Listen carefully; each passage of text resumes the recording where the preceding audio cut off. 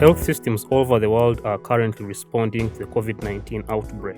In the absence of licensed vaccines or therapeutics, infection prevention and control (IPC) is the mainstay preventive measure for healthcare workers and communities.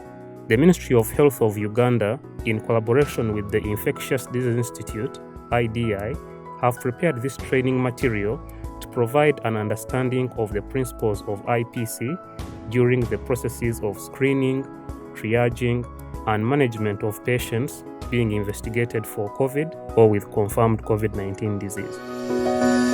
In this video, we are going to demonstrate respiratory hygiene and cough etiquette. Respiratory hygiene is critical in prevention of diseases spread through the respiratory system.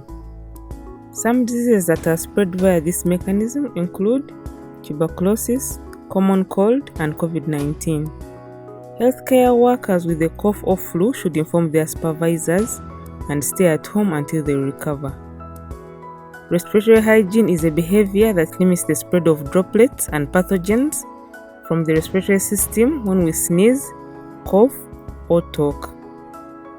Rapidly identify patients who are coughing or sneezing at the waiting area and separate them from the rest.